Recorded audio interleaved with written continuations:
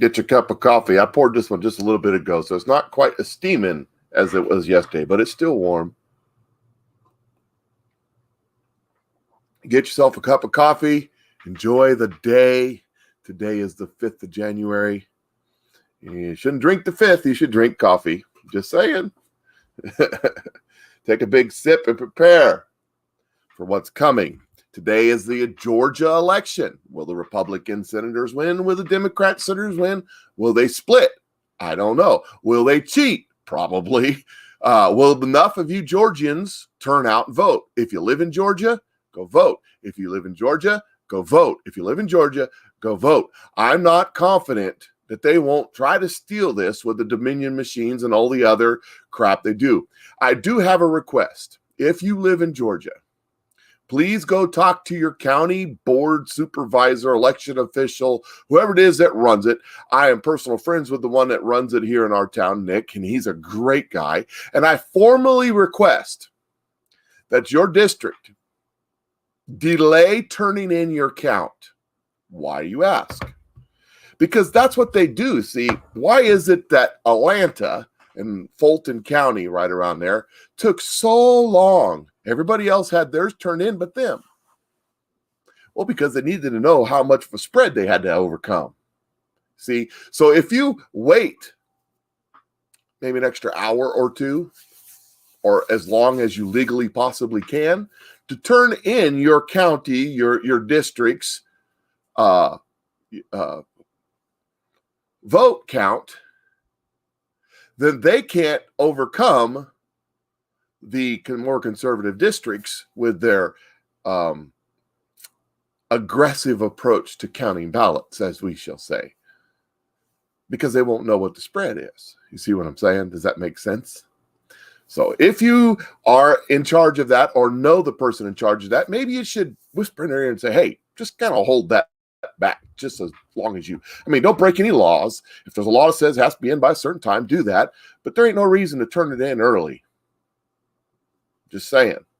Now think about that. And from now on, I recommend in every county in the state, in every state in the union, that the conservatives, hey, and if Democrats want to do it too, it's fine by me, just hold back that count. There ain't no reason to give people who are inclined to use creative accounting practices with the vote count to have an idea of what number they need to, pull it off. If everybody just counted one ballot, one vote, we wouldn't be in this predicament. But that's not what's happening. We all know it. They know it too. You trolls on there, you know that this is a BS election. You're just glad because your guy won. Trump lost, we won, get over it, man. Yeah, well, most of you are Bernie boys. Most of you don't like Biden. You just hate Trump.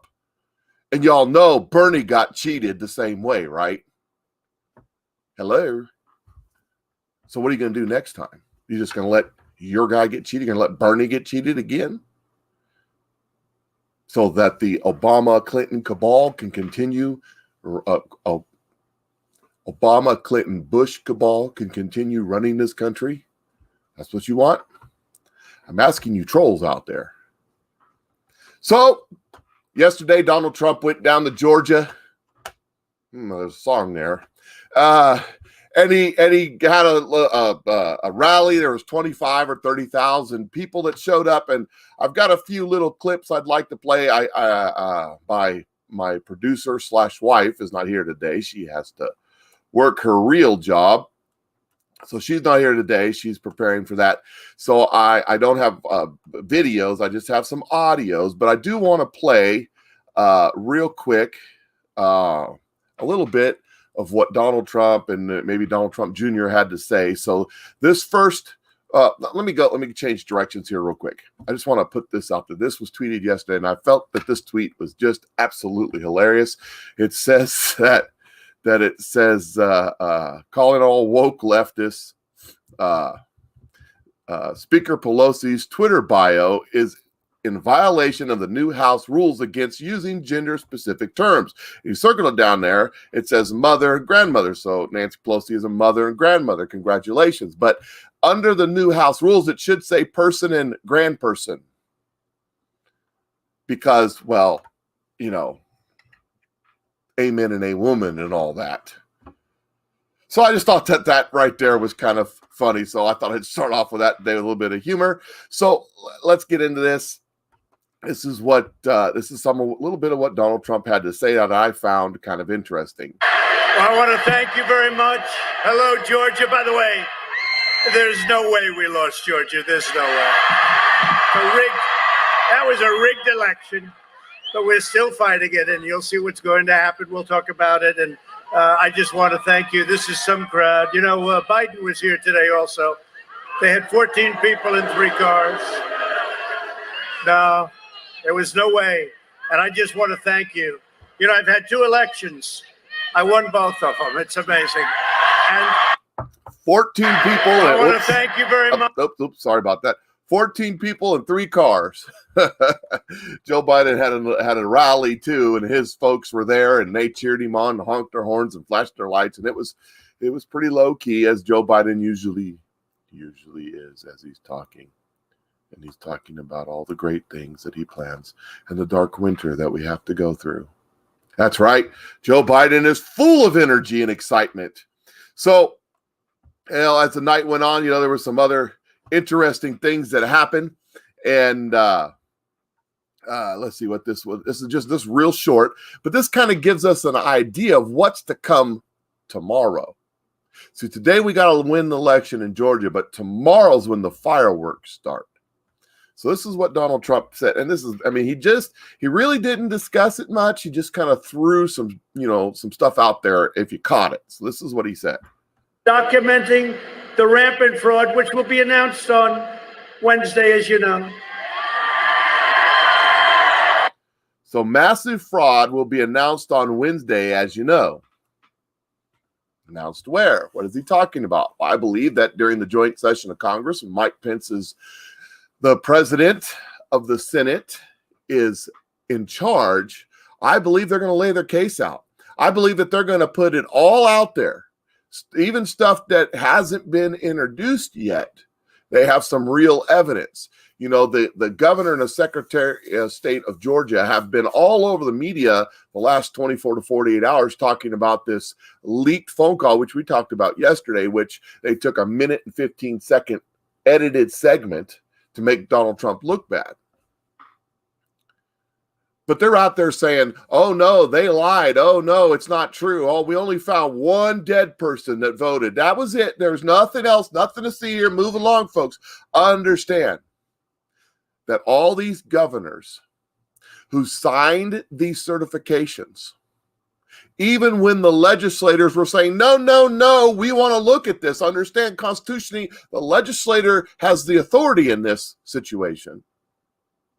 If it turns out that these elections were fraudulent, if it turns out that there's massive proof and a cover-up going on by these secretaries of state and these governors, that they've committed fraud, that they've signed government documents fraudulently, and that's like a 10-year prison sentence. That's what these people are looking at. And if it can be proven, and I think it can. Sidney Powell's talked about it. Lynn Woods talked about it. General Flynn's talked about it. And I know you trolls don't like those people. Of course you don't like those people. You know, I don't like some of your people. So we're all good there. But they've talked about how there's massive amount of ties between the governors, like down there in Georgia, and the CCP. And those are Republicans in Georgia, mind you. They're not Democrats. So you think about the trouble that this creates, you know, for those people, if Donald Trump is able to lay out, and they're trying to preempt the layout of all this evidence by saying, oh, no, nothing to see here. It was a clean and pure wind-driven snow election. There was no fraud. But everybody knows it. They have it on video. They have it on video pulling the buckets of ballots out from underneath the table and counting them in the dead of night when they send everybody home. I mean, that in itself is fraud. I mean, illegal on so many levels, so many ways, because there was no Democrat or Republican poll watchers there, either one. Hey, they may have been counting Trump votes. I don't know. But we need to question that, don't we? I mean, I really don't think they were counting Trump votes. I mean, that's not Fulton County. Nah, doubt it. But we do need to understand what's going on around us. See, I'm going to save that one. So this is Donald Trump Jr. He was speaking at the rally before his father did, and he had something to say about Nancy Pelosi that I found quite interesting. It was a setup. Holy shit, it was a setup. I mean, in all fairness, she's number 3 in line to the nuclear codes. I don't want someone who's number 3 in line to the nuclear codes being set up by her hair salon.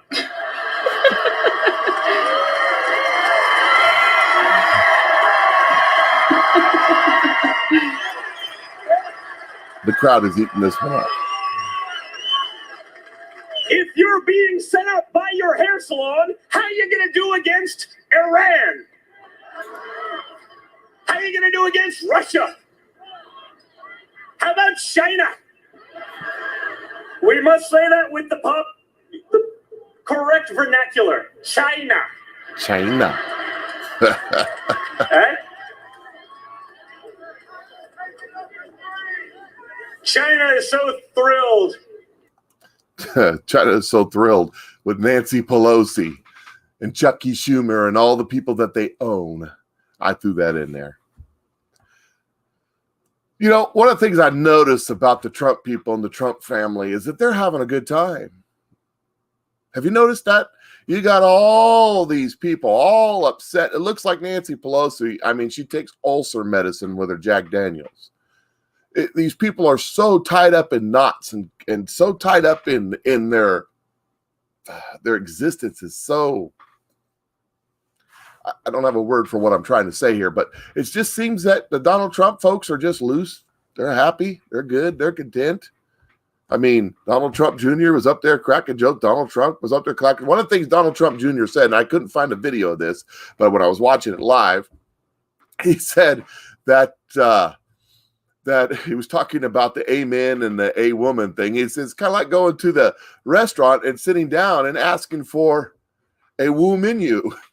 He said, if I did that at some of the restaurants I go to, they think I was a woo moron. That was one of the greatest lines of the night, and I couldn't find a clip of it. So anyways, so it's going to be, I believe, my number I'm throwing out there predicting, and I could be wrong, is 2.5 million or so people are going to show up to this peaceful gathering in D.C. tomorrow. There's going to be people gathering today also, but tomorrow in D.C. is when all the festivities really start happening. There's some rallies and stuff today too. I have some friends going. I wanted to go, but I have some family obligations that I have to do that I cannot get out of. In fact, I won't even be live tomorrow morning because of those obligations. But if anything exciting happens, I'll try to come on and talk about it. But 2.5 million people showing up in the D.C. Now, can you imagine 2.5 million people? Can you imagine that 11 o'clock at the joint session of Congress, Mike Pence presiding, here it is, the big room, everybody's in there, they're sitting down, they're quiet, they're getting ready to talk about counting the electors and doing the duty of the United States of America, such a sacred honor. And all the while, 2.5 million people standing outside saying this.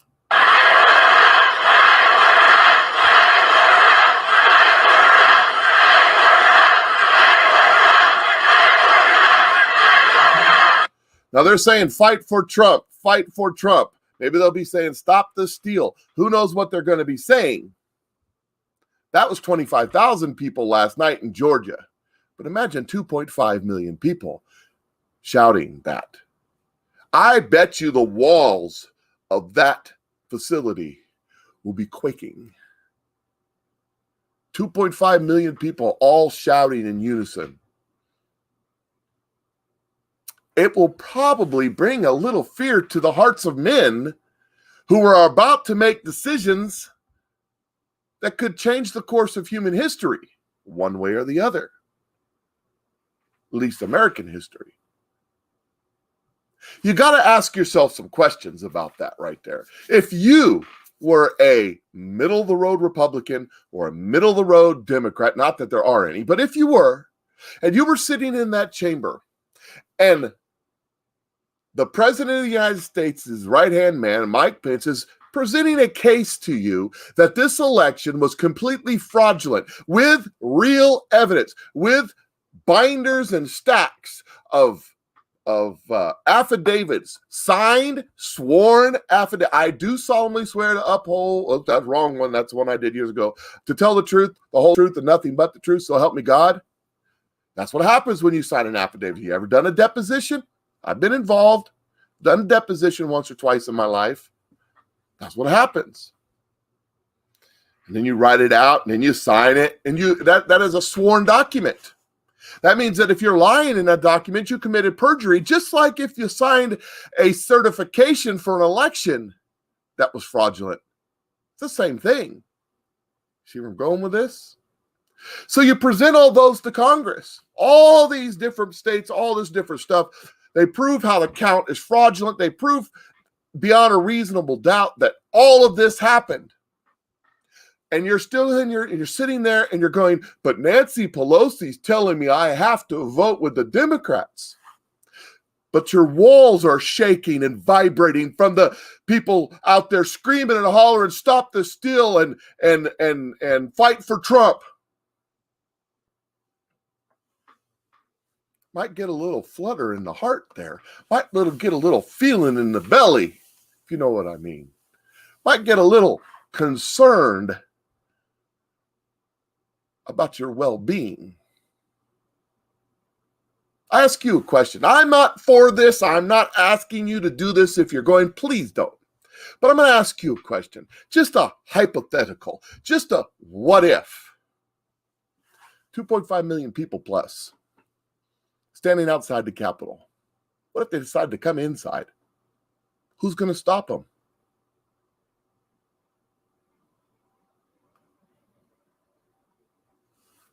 There's not enough security. There's not enough police. I dare say there's not enough National Guard for 2.5 million people, all pushing in the same direction. Think about that. Think about the situation that these Mitt Romneys are going to be in. You see, Mitt Romney's from the state of Utah, and he'd like to get reelected because even if he doesn't get a chance to run for president, he sure does like the power. You know, and some of these congressmen and women that are sitting in there, well, they like their fancy chairs and they like the country clubs and they like the little meeting rooms they have, and they like the authority that they have. And they would hate for, not to get reelected. And that's got to weigh on them that they know right outside their window, people are slightly concerned and slightly upset with the decision they're making right now. I remember years ago, I was watching C-SPAN. I've said this before.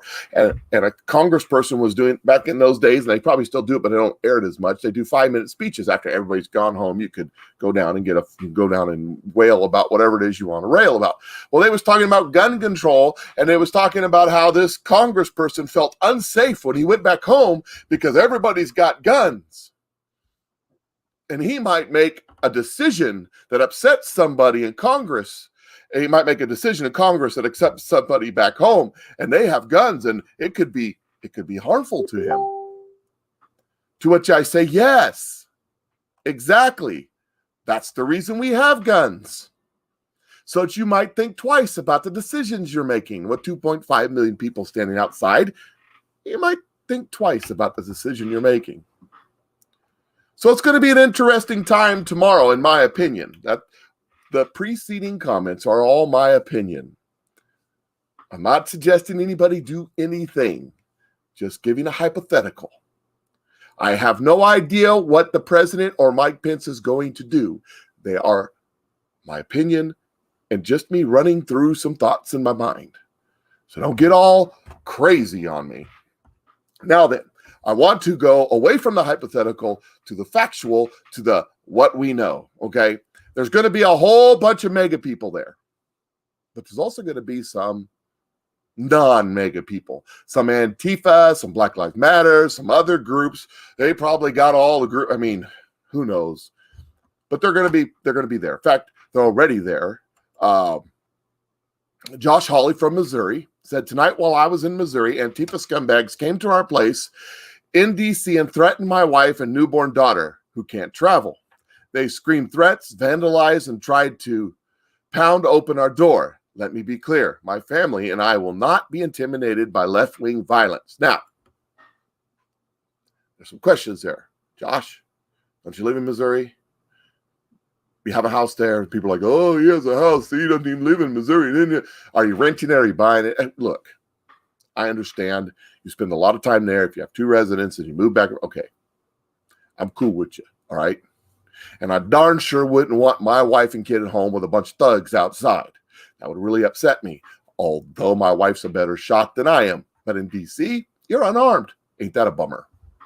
Around here in Missouri, I would not recommend this kind of a tactic to you Antifa types in Missouri. I would not recommend coming to someone's door and harassing them. Not a good idea. Because you never know who's on the other side of that door. Maybe armed with a howitzer or something around here. So, but I just want to talk a little bit about these folks. So here it is. There's the collection of miscreants, Antifa scumbags, and swarmed and attacked Senator Hawley's house. You know, there's so many of them there. It really was a poor showing.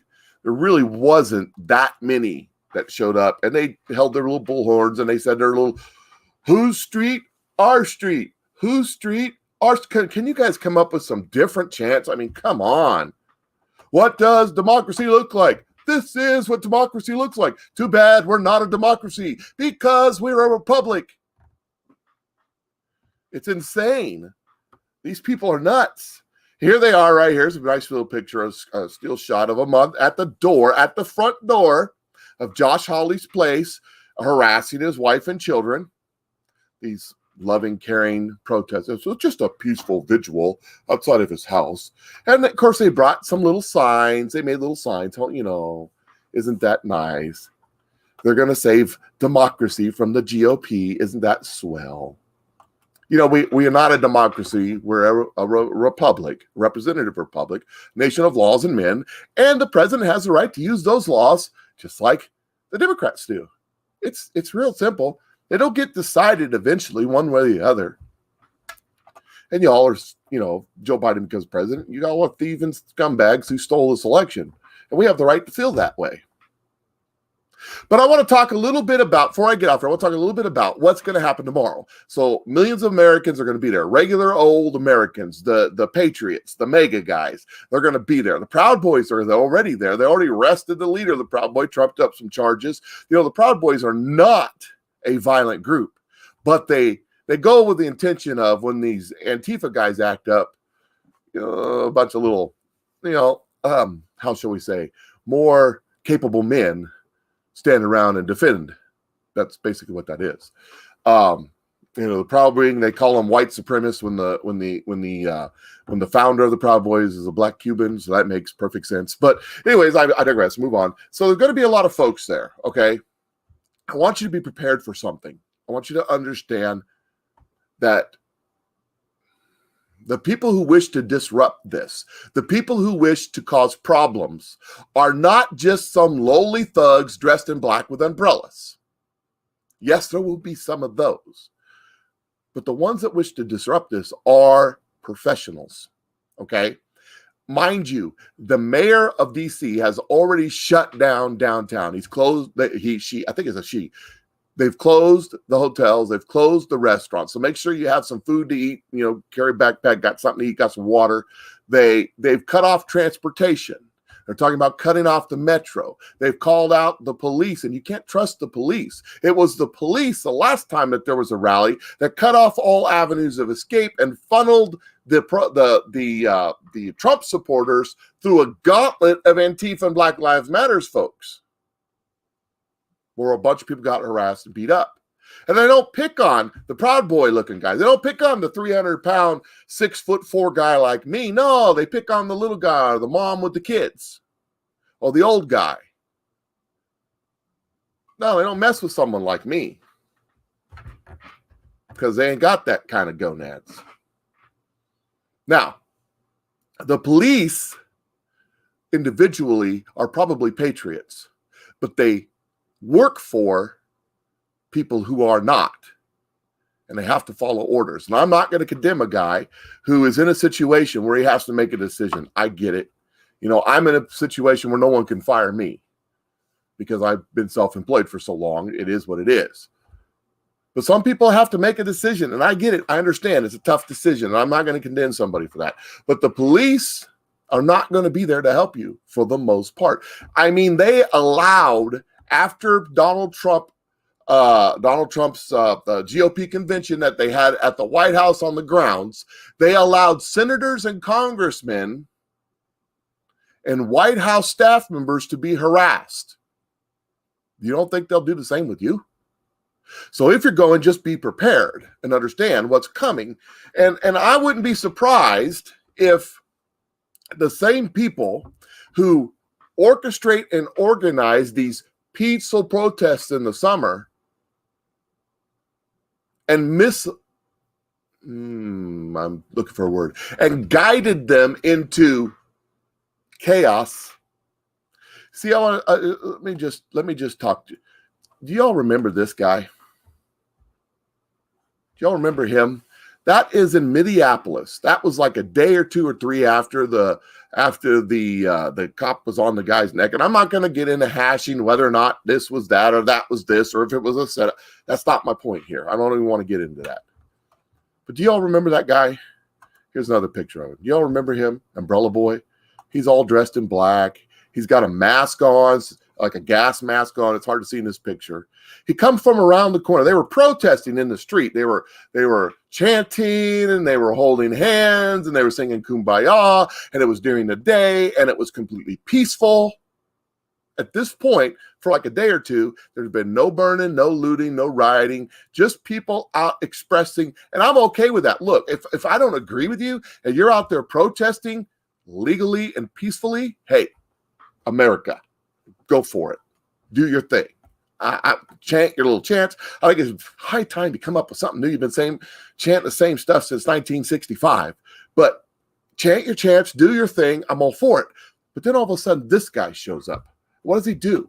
He pulls out a little baton thing and starts busting the windows out of the AutoZone. The AutoZone was the first place to be looted and burned, by the way. Then he turned around and walked back around the backside of the AutoZone and got into a black SUV and drove off. A lot of people believe he was police. A lot of people believe he was a white supremacist. He's a white supremacist. That's why he did that. No, he wasn't. He was a government agent, and he was sent there to start the chaos. I'm sure there was a couple others in the crowd who, once the windows were knocked out, started the looting. And then, by nature, when a thing called crowd theory, you can not predict what an individual is going to do, but you can predict what a crowd is going to do. Does that make sense?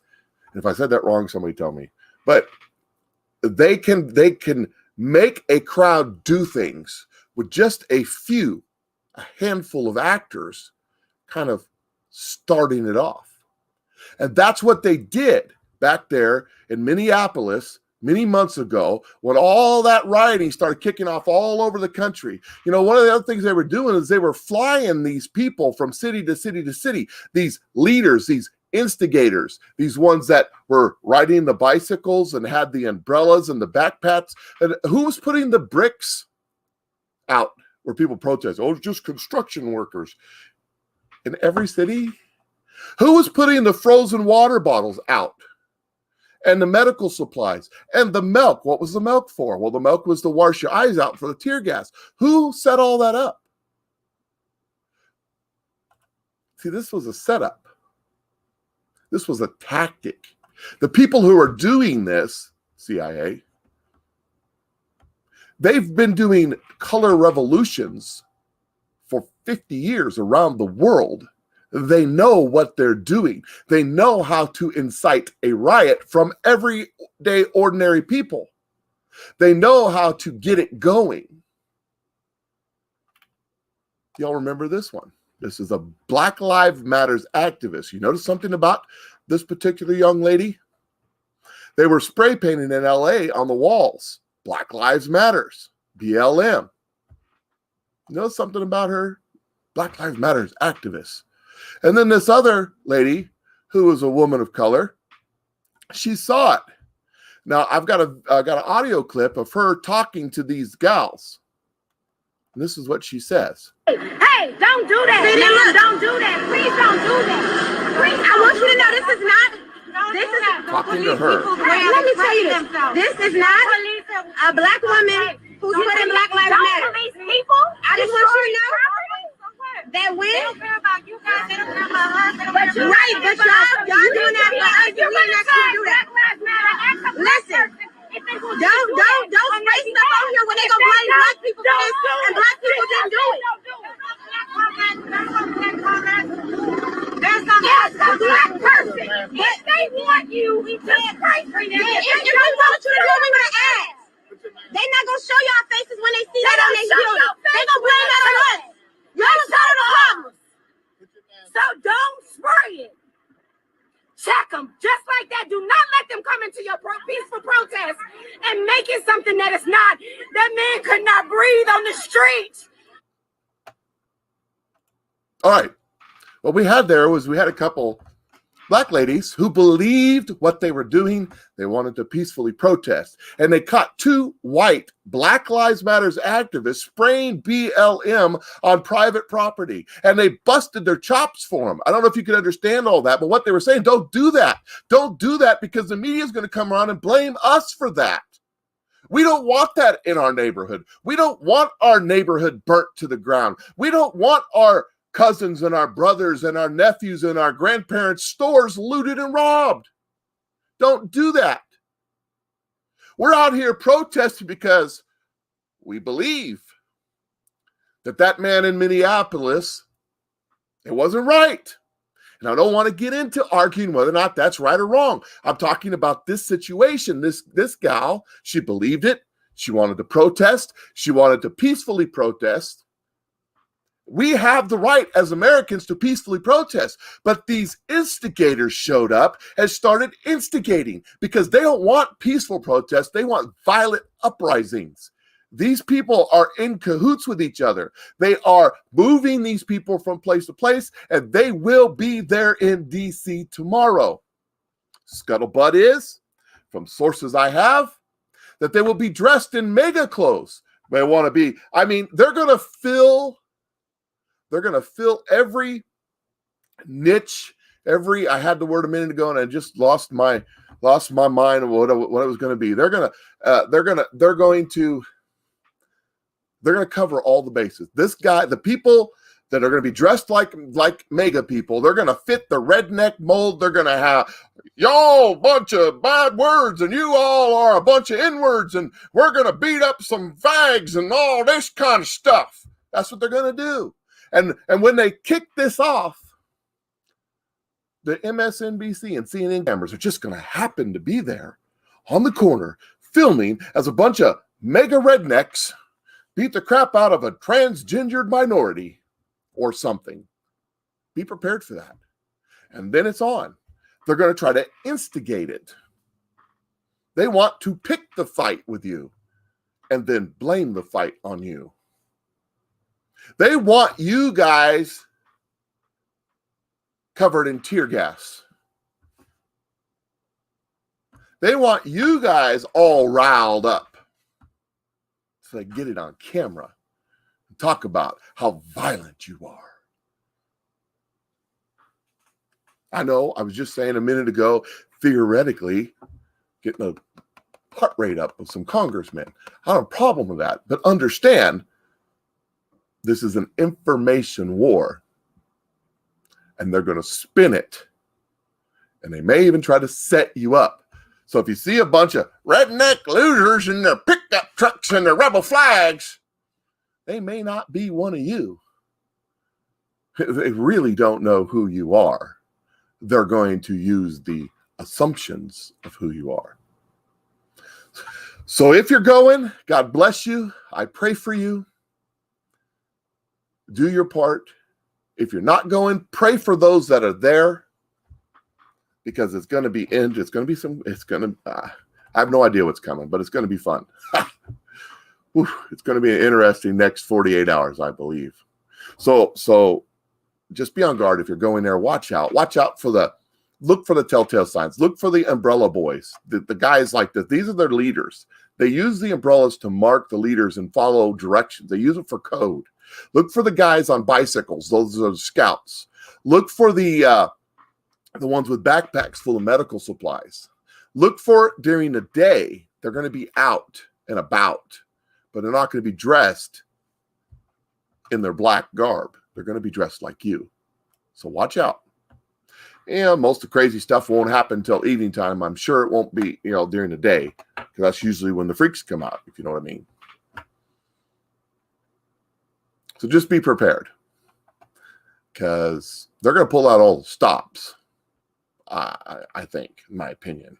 I don't know. I have no proof of any of this. This is just assumption based upon experience. We've all seen the peaceful protests. When we've had CNN and MSNBC standing out in front of burning buildings as they're rape, pillaging, and looting, saying they're mostly peaceful protests, as the buildings are flaming in the background, gunshots going off. So they're going to call you the terrorist while defending the terrorist. Just be prepared for that. That's all I'm saying. And like I said, if you're going, we'll pray for you. I wish I could be there. I really do. My mom has surgery tomorrow. It's been planned longer than this.